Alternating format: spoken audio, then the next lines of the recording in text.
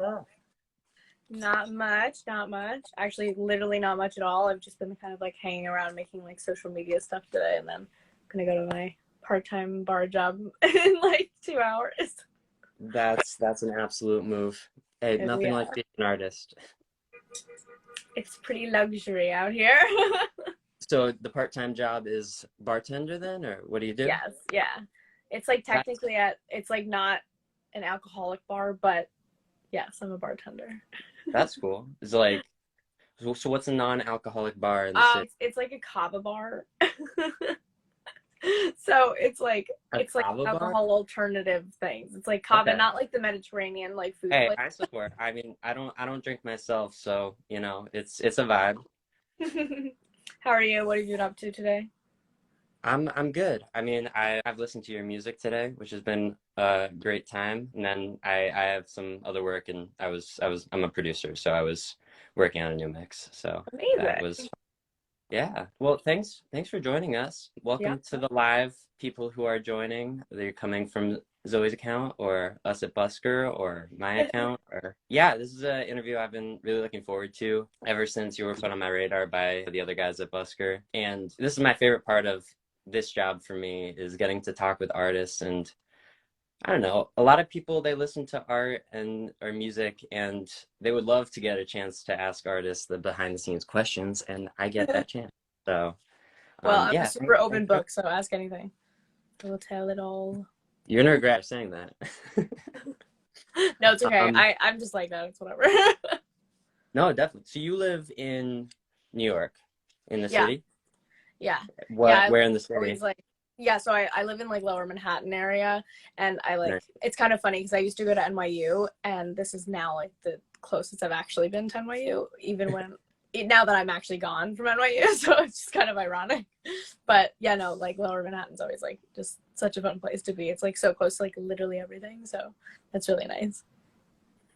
Yeah, no, I'm right now like an hour outside of the city in Connecticut, and Amazing. I don't know. I the New York vibe is definitely, I feel like, good for the young artists, aspirational vibes. For sure. You've always lived in the city, Yeah, pretty or much. Like I grew up in Queens primarily in Forest Hills. okay. And then yeah, like always went to like school in the city and like lower Manhattan area. So I just like got really accustomed to it and stuff. So yeah, no, I am like a full New Yorker. I just wasn't technically born here, so I can't say born and raised, unfortunately. But Ooh, okay, whatever. where were you born? Technically Portland, Oregon. I don't remember anything from Portland except like coyotes because I like my parents like had lived like near this like forest thing or whatever. I don't remember anything. Okay. I never really visited again, or if I did, it was like just to my dad's house or something when it was like and I would just like go just to the house. I've never seen like anything else. So technically Portland, Oregon, but I think you can probably say that you're a New Yorker if you've been there that long. no, exactly. So you grew up in New York, you went to school in New York. Um, kind of when did you decide, you know what, I think I have a knack for this music thing? Oh my God, who even knows? I think like music has just like always been such a thing for me. Like growing up, I always like say like music has always been my best friend. So yeah, music has always been like my best friend. And like I was quite like alone in my childhood. Like I didn't have any siblings. I got a dog like kind of later, and like I was just with my single mom, and we would like move a lot, and I wasn't really like settled often. And music was just that one thing that was like so completely consistent for me, and that like was always reliable. So Yeah. yeah, and then I just like naturally always like sang over like instrumental CDs or something that my mom got from the library, and would like make conventional pop songs and stuff like over some like experimental instrumental thing and stuff. And yeah, so I like always just like grew up doing that, like singing and dancing just for hours alone in my living room. And then when my grandpa had passed away when I was in 8th grade, so like 12 or something, I had like written my first like real like pop form song of like Yeah. verse pre-chorus chorus, and it was like kind of the only way I think I could like process his death, because he was like really much a father figure for me. And I performed it at his funeral, and like that just like really shifted everything for me, and I just like couldn't really let go of music ever since then. So I just kind of made a lot of like these like really big moments in my life like into songs and stuff. And so it was just like songwriting was just like another form of journaling for me, and turning like poetry and other like journal entries or something into song has just like always been, you know, kind of like what I've done and stuff, and now even more true than ever. So yeah, Yeah. that's kind of how it just like No, all that's happened. amazing. I mean, there's a ton that I want to talk about, but I think I want to dive into that a little bit more because I really relate to that. Like, I grew Mm. up songwriting about every difficult thing that happened, and I feel like that's a really interesting jumping off point to build a career on. When was, or do you remember when the first song you wrote was? Or was that for your grandpa's funeral? I feel like that was really the first real song that actually also Gotcha. sounded half decent, that like, you know what I mean, like not just like, oh, a child is like writing a strange song. But I think I did technically write like a full song in whatever that means, with like one of my best friends in 4th grade. Yeah. Also happened to be a family member who died. But Okay. um So I'm yeah, no, sensing a theme. no, this is how I relieve trauma in my life. But You know, yeah, there no, there are far worse vices than true. songwriting. No, I'll say that. so yeah, I think my grandpa probably was like really the first Yeah. first actually half decent sounding thing. And Okay. that was like in 8th grade. So Then you started releasing music under like your project, Zoe Ko this year. Before that, had you ever been part of any sort of projects or thought about releasing? no, I know, like I know I feel like so old now, which is crazy because I'm literally just turned 22. Like that's not even old. I just have like a constant identity crisis every birthday, but it's whatever. Hey, same I same here. Yeah, no, literally, like I feel like we're all just kind of Peter Pan, right? We're just like never wanting to grow old. But no, I think like for me anyways, like it took so long for me to actually like figure out what my sound was, and like what I like who I really was as an artist, and like what my voice was, and like what I really wanted to express to the world. Because I did like a high school program in the Clive Davis Institute at like NYU in like junior year of high school, and that was kind of the first time I really understood the music industry, what it even meant to be an artist. And for whatever reason I decided to still go for it and was like going to tackle the music industry, and I was like cool. But then kind of the next step was, yeah, like really figuring out the music and like who I was as an artist. And I got like really like thrown into like the session game and like working with just like so many producers, and I kind of like lost myself in all of that when I was like 18 and 19 and 20 mainly, because yeah, Yeah. I also like ended up going to Clive Davis Institute of Recorded Music at NYU for college as well. From that high school program, I like just like fell in love with it. And yeah, like the first literal week or whatever, like a producer like flew me out to LA, and I like just got to, yeah, like experience writing and collaborating with people for the first time. And yeah, I think like until really the pandemic happened was when I really found my voice. And so like everything got stripped back. I wasn't in these like sessions like writing songs over pre-made beats or whatever, and I kind of just like wrote, yeah, like made journal entries or something like into songs, and like really kind of made songs just a cappella, which was very like just like now kind of like a lot of my writing process. And yeah, so that was kind of the first time, like the first song that I came out with, like when I wrote that song, I really felt like, oh, something has shifted, like I feel like this is actually me.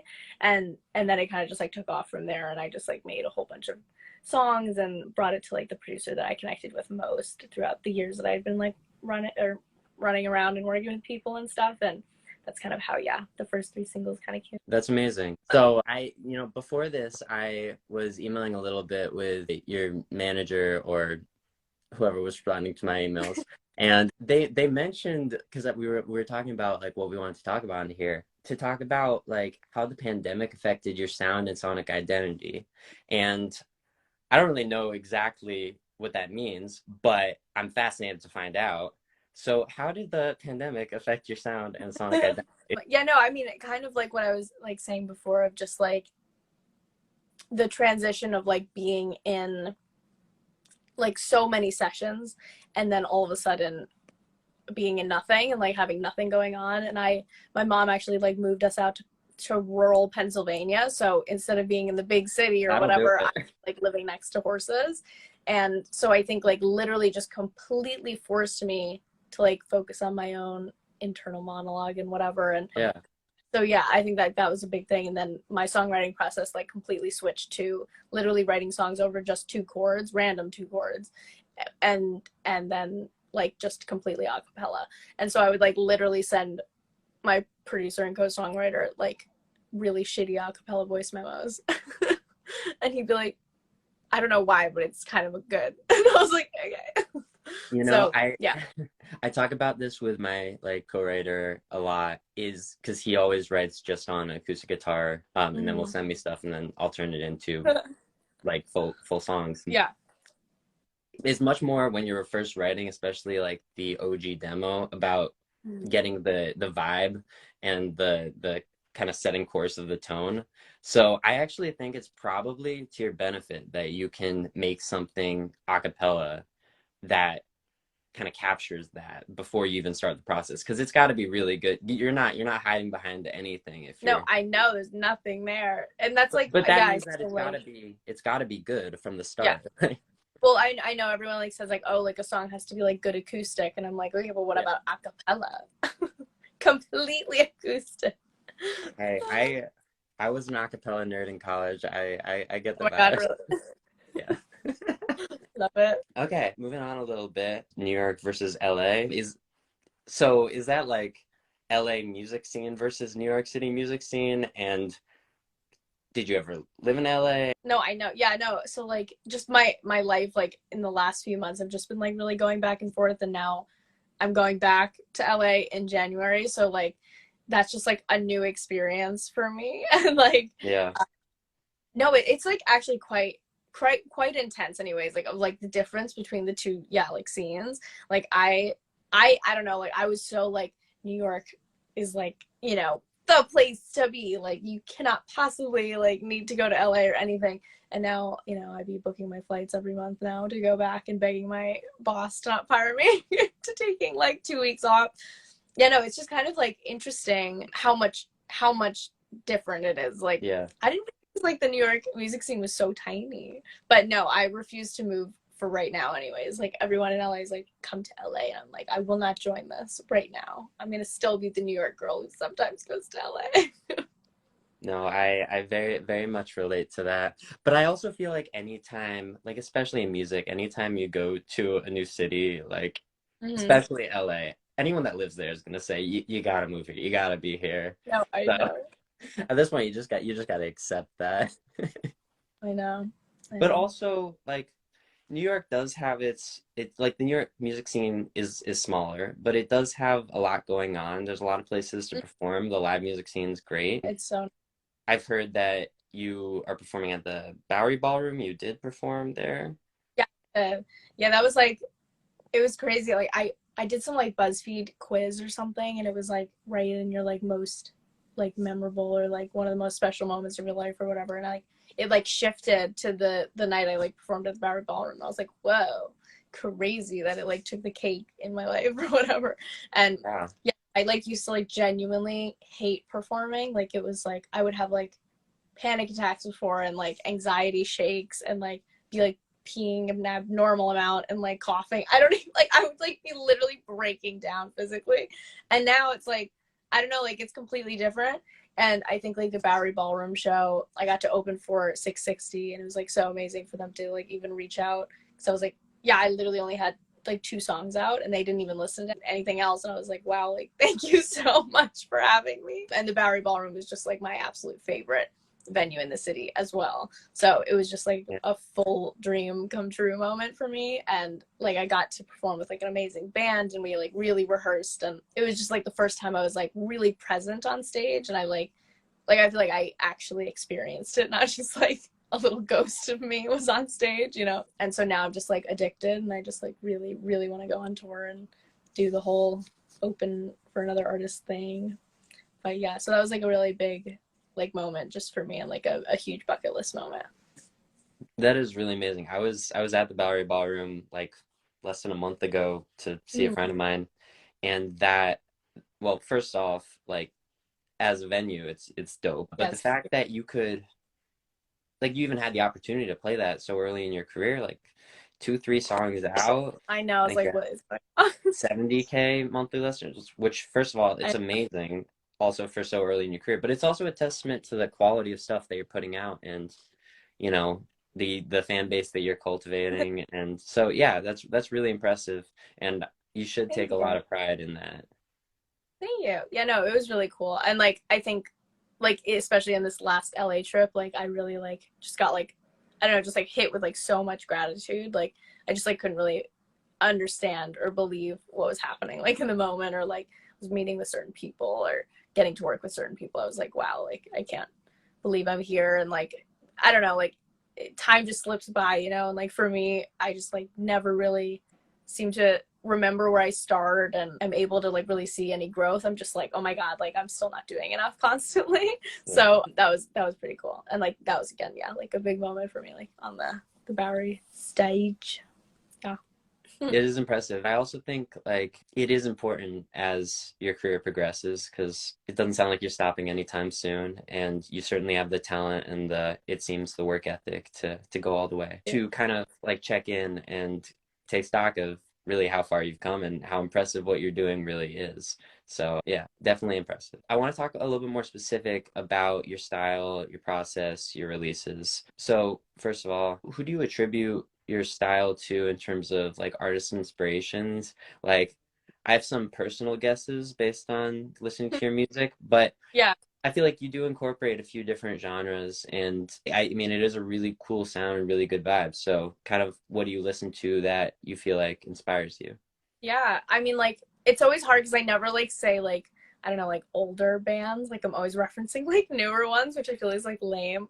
But I reference Holly Humberstone all the time, and I think like for her, like I followed her from like literally before she even had like Deep End and her first song out, just because I followed the company that she was like on, and something about her music just like completely like rekindled me with my music. And like it was just so like timeless and like personal and clever with the lyrics. And like yeah, like I think one quote she said in like an article was like her and Rob in the studio like are constantly trying to like beat each other on lyricism and like get like lyrics that are tattoos in like every line. And so that's kind of like the mentality that I went into ever since I read that and like kind of listened to her music. And yeah, just like it felt just like really timeless, and that was like a big thing for me. And then I also would say the Beatles. I don't know them, like I'm not like some crazy diehard fan, but it was just like their storytelling was a really big thing for me. um and just like how I felt like all the songs were really simple, but just like yeah, like so meaningful and universal. And then I loved the Talking Heads growing up like so much. And just like there was like this one song, Stay Up Late or something, and it was like just about them like talking about this like baby that they were like watching. And I just thought it was so funny and unhinged, and like I kind of wanted to incorporate that vibe. And then a huge recent reference that I've been like working with is Wet Leg. I like fell in love with them like a year ago. And yeah, I just like love their like stream of consciousness lyricism and how like funny they are, and like their whole personalities like come out in the song, like it's like reaching at you. And so that's like really what I strive to do now, and just kind of like have fun with my music. First of all, obviously great references, but also just listening to you speak, I feel like it's really interesting that you focus more on the lyricism and kind of the deeper meaning behind the song and like not I mean the music and the like Yeah. production is really strong, but like would you say that that's more of where your mental focus is when you're writing? Yeah, for sure. I mean, like even like starting out a cappella, I feel like I'm just strongest in lyrics and melody. I always just do that first. And Yeah. then it's really just like, and I like barely play guitar, and that's like actually it. Like I don't even play other instruments, which I always feel like a fake musician for. I'm getting better. It's like very There are no rules. There are no, no I know, rules. like whatever. But and yeah, so like it really matters like who I'm in the room with, and like we have to have that like real like connection on like I don't know, just like musical understanding with each other. And yeah, so like yeah, with the few producers that I like love working with now and who are like my main people, yeah, it's really like co-writing the melody and lyrics with them, but then like just like figuring out the right and weird chords that like highlight the melody and the lyricism. So like for me, the production is kind of just like backing for the vocal and the song. And yeah, so that's that. I never like like I even like didn't do like solos for a minute in like my songs, and like if there's like a solo part of like instrumentation, like it's really purposeful and it's supposed to like be a metaphor for the lyricism that's happening and stuff. So I yeah. think that's one of those things that makes your songs like extra powerful. I'm always interested in writing process because I know like some producers and artists, they want the beat done before they even start looking at lyrics, and they care more about like phoneticism and stuff when it Mm-hmm. comes to writing the lyrics, like how it flows off the tongue versus what it means. And there's a lot of value in that in terms of singability. But when you can have that, which you kind of innately do, and especially with the producers that you're working with, and then also it has, such deep personal meaning, and you're really trying to say something with your art. I think that that's where it kind of clicks, and that's what it seems like you've achieved. So Well, thank you. Yeah, no, I mean like that's the goal, and yeah, I think like it's just like a constant trying to push myself and like yeah, constantly like write a better lyric and questioning every single lyric that's like could that have been better. And even like looking back, I'm like still hard on the lyrics. I'm like, ooh, could have been better. hey, our art is never done. It's just put out into the world. I know. But speaking about putting out into the world, so you have 3 songs out. All of them are bangers. Your first release was Line. That was, I don't remember which month that was released, but I guess like since you only have like 3 songs out, I kind of want to talk through the process a little bit more in depth, just about the songs, kind of how they came to be. And then also, I'm really interested in your social media approach because that's something I've studied a lot, and how your mindset is around social media. So let's start with your first release. What was the process there? How did that come to be?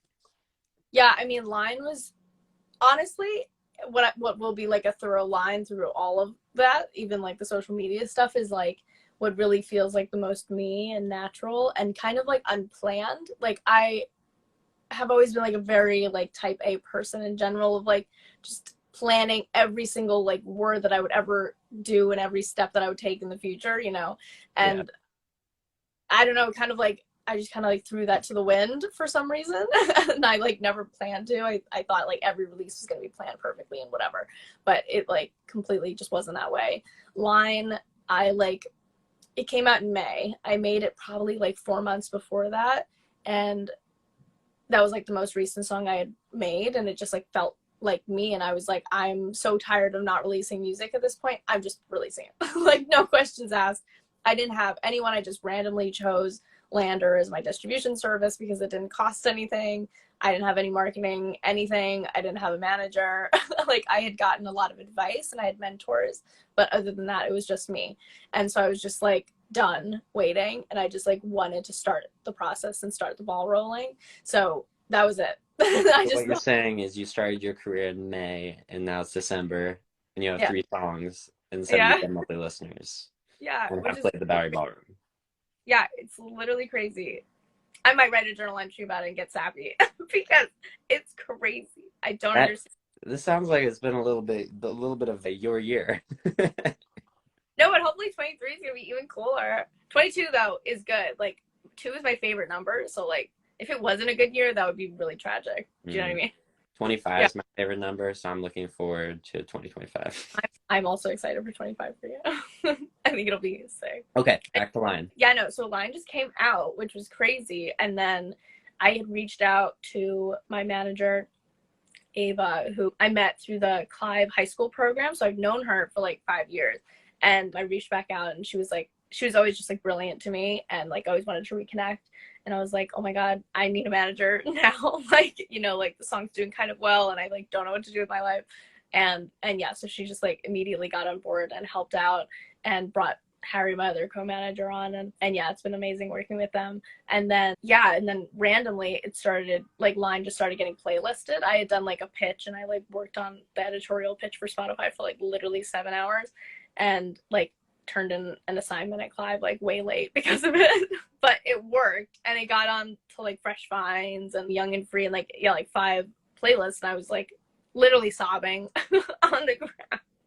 There is a video of me sobbing in my phone. I just like didn't expect it. I didn't know like independent artists could have that happen. I just like yeah, it was like genuinely shocked to my core. And yeah, and then we just like started planning the next release, and ever I mean like forever from now on, like I just really want consistent music coming out. And so yeah, Till You just happened to be the next single that felt right. And also I was kind of like playing catch up for a lot of the time until like just now, where I just like didn't have that many songs to choose from and whatever, and I never really let the internet decide either, so that just felt like the right one, and that came out. And then Lovesick was a little bit more of like a random moment. I had written it like a week before I like performed it at this like show that I did, and everyone just like loved it and like asked me when it was coming out, and like the response that I had gotten from the show and then like 2 other shows where I performed it too was like so different than any other song that I had.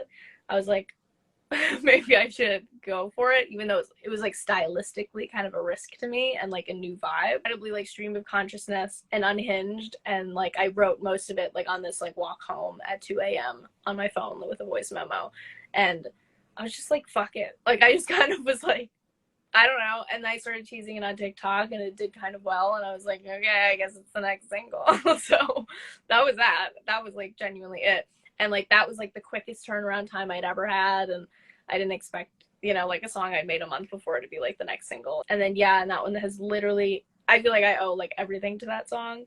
It's like genuinely like reached so many people. And it's like I get to like meet all these like new fans, but really like friends, and I like genuinely talk to people all the time and like DM now, and it's like genuinely an adorable experience. And yeah, I just feel like my music finally like really found its people, and that's like really really cool and special to me.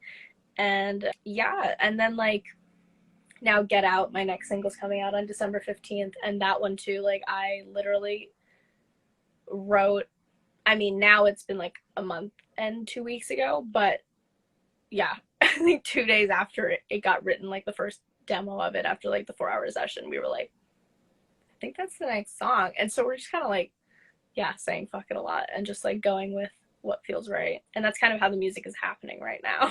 So Yeah. it'll be a Hey, lot of that. I do with music. Sometimes when you know, and sometimes when you're in the studio and it just clicks, it just clicks.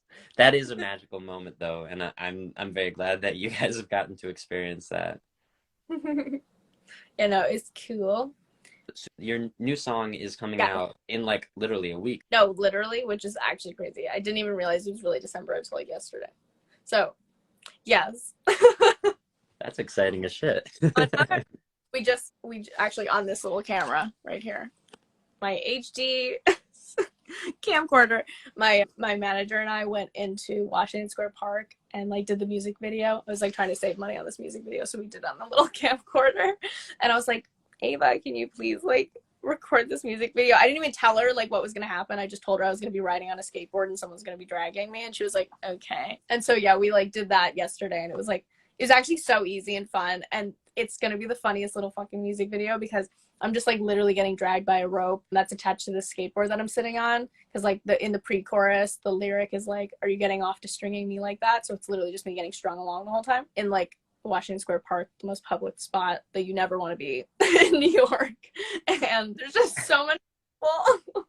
I'm gonna make a full bloopers video too, because the amount of times I ate shit falling off of the skateboard and like the amount of weird people that were like, what's going on?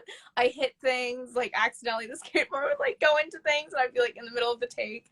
And then I think my favorite moment was when this guy was like, you know what would make it better if you were smoking a blunt? Anyway. Then So you started smoking a blunt, and right. And I was like, no, you're so right. That's definitely what I need to do. Music video. well, I can say personally, I'm very excited for that video and the bloopers, because that seems insanely fun to shoot. So music videos are part of kind of the strat in general, or do you just like making videos and you just kind Yeah. of want it? Yeah, no, I've always like loved just visuals in general. Like I kind of grew up, especially like in New York and being Yeah. like really into fashion and thrifting and whatever. I would like always do like photo shoots and shit, like growing up with like other kids in school or other like creative outcasts. And yeah, so like I've always like fell in love with visuals and just doing like photo shoots and videos and whatever. And I've learned like some video editing and color grading, and then naturally I just like see visuals paired with most things. So like yeah, I've like co-directed or directed all my music videos with either me or just my best friend, and then like help shoot some of them, or and then I've edited all of them too, and still working on the Lovesick music video. It's been so long. I just like haven't done it, but it's happening and it will happen. Visually, your entire like brand and your style and photo shoots, like it's all very cohesive and I think ties in like very well with the art, which is something I always pay attention to with artists. So yeah, again, kudos to that. Thank you. Yeah, no, it's been fun. It's been fun. Like just like I don't know, getting to do like funny stuff, especially like with this last music video. It's like I don't know, it's your art, so you can just do whatever you want. So it's kind of fun. No, absolutely. Okay, so social media, how do you approach it as an artist? Because I find that a lot of people, and this has been in some ways my experience, who they consider themselves artists, they want to, you know, have long music careers, get caught up in this era of short form video content and virality and all of that, and, you know, forget to balance it sometimes with truly being an artist and making, art. So, in the pursuit of a music career where obviously you want to build a following and you want to have people pay attention and listen to your music, how do you balance that? How do you decide when to post, what platforms to post on? And yeah, just what's your general thought process around the importance of social media right now for you? Yeah, I mean, like, I mean, it's quite literally almost everything in this moment in time and in the culture and the music industry. And yeah, I think like just like a crazy percentage of people and like all music engagement like just comes from TikTok. And it's like, why would I ignore that? Like, I'm trying to make this as a career, and like I'm sure maybe it could happen without TikTok, but like if that'll streamline any process and save me any money and any time and effort, like of course I'm gonna do it. And it's been like, and it's so rewarding, like reaching people and the correct people. And yeah, and it's like I just think if you have the right intention with it and like try and have fun with it, I think that was like a big switch for me where it just felt so taxing and like I was just so hard on myself because I just like didn't know how to be myself in front of the camera or how to showcase my music or anything. And then I just kind of stopped caring and really and realizing like whatever, like I just have to try and like just kind of have fun with it. And so like the second I like started just kind of like doing these like on the street dancing videos and stuff, like that's kind of when I started having fun with it. So it's like that's actually what I'm doing right now. Like a lot of times I was like listening to music, unsafely walking home or something at like 2 a.m. and then I would like be like, oh, maybe I should film a TikTok, and those ones happen to always do the best for me too. So yeah, it was just kind of like, I don't know, not making it like so hard on myself and like comparing myself to other people and what worked for them. And like every time I try and like copy one of those like more standard ways of like promoting it, it honestly doesn't work for me. So like I just have to like be yourself and kind of have your own vibe and whatever on it. And yeah, I think like a big focus for me, because I am such a visual person, transitioning from to short form was a little difficult for me because I felt like I was more of a photos first person. And then so I like Instagram has always been my whole life and I've like loved it because I love like photos and curating whatever. But yeah, I think like you get to show a lot more in videos and say a lot more. So that's exciting to me and kind of like actually really build a world out. And yeah, I just think like social media is incredibly taxing. Unfortunately, it is like something that we have to do. And there's like definitely negatives, but it's also like an insane tool. And I would never be where I am now without it. So whatever, just go with it, I guess. Whatever. Whatever. Whatever. No, I appreciate that. I think a lot of people, because I have a lot of conversations with people and they're like, how do I do TikTok better? How do I, do social media better? And my response is always just an audience's BS meter is pretty high. Like Yeah, it's if you're not enjoying making whatever you're making, like you're probably not going to do well. The second it starts to feel like work, you got to stop and do something else. So the fact that you have kind of been through that journey and have found stuff that doesn't feel like work, and also the admission like that, what works for other people might not work for yourself. I think that's another reason you've been successful and will continue to be successful. You've seen very genuine, on the screen, unless, you're actually British and this is a complete facade. Ah, I wish. I fucking wish. That would be true commitment to the bit. I will say that. No, that would be crazy. Oliver Tree. How does he do that? How does he do it? Like, I don't get it. Like, that takes such commitment, and like, maybe it is just him. I don't know. He's cool. I love him. The fucking miss you sped up sound is just constantly running through my head. Yeah. That's Sorry, what you Canada. need to do. You need to speed up all your sounds, because apparently that's. No, I know. My I don't know manager how and I that literally started. just said coffee. We were like, oh, we should probably speed the sound up, and then I downloaded it. She was like, watch you post it. Like, okay, We're like manifest 2 years away but from all music just being hyper pop, so might as well start now. I know it's kind of like strange to your voice though like that, but then it's like, ooh, like that's kind of cool. Ooh. Oh, it's so weird. Okay. Kind of. We only got a couple more segments, and then I promise I'll let you get on. No, you're fine. Hey, listen, this is better than about to go to my bar job. So. You know what? This was the highlight of my day, so yeah, it's a good vibes, good time. What is or who is? Do you have a dream collab to make a song with, or to work with for a producer, or to be a feature? I mean, Oh, the super long shots ones are Harry Styles, and I always say the name wrong. Måneskin, Måneskin, that one.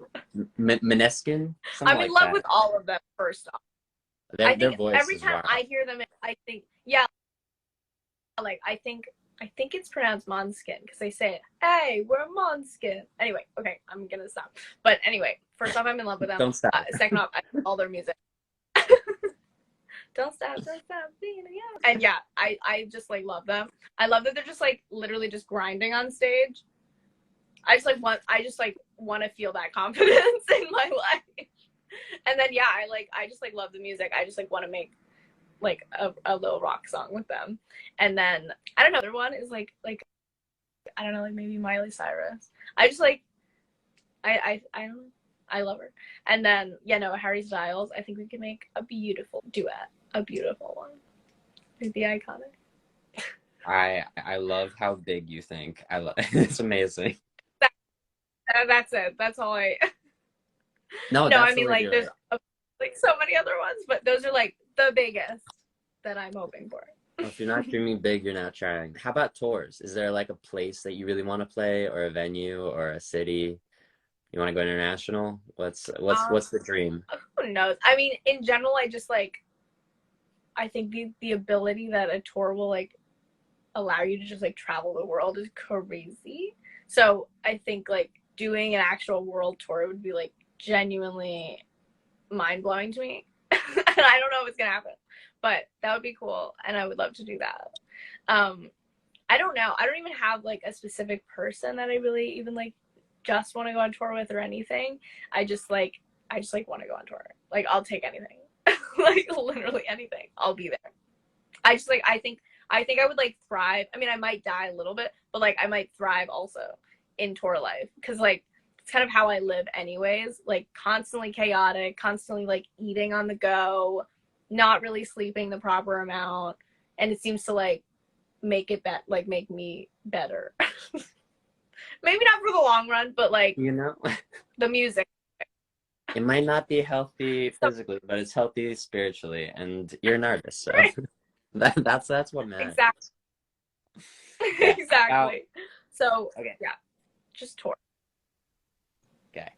Amazing. I have one more question about the next year, but I also want to quickly, because this is Busker's account, I just want to talk just for a second about kind of what Yeah. we do at Busker. So Busker is a startup that focuses on digital collectibles for artists and helps artists fundraise in the creation of projects, kind of like Patreon and stuff that exists, but using Web3 technology and NFTs and that sort of stuff. Well, So in these interviews, we always like to take a little bit of time and just talk about kind of what the industry is like in terms of its current setup and how Web3 and kind of what we're doing can change that. So have you had any experience with labels? Have you, I mean, I know you've said that you have to work at a bar. Kind of how has your experience in the music industry been so far in terms of basically being able to afford to live? Oh my God, what a crazy concept. Having money in the music industry. No, it's crazy. I mean, it's basically impossible to get any money from anywhere without strings attached or negative strings anyways. Being able to fully trust where that comes from.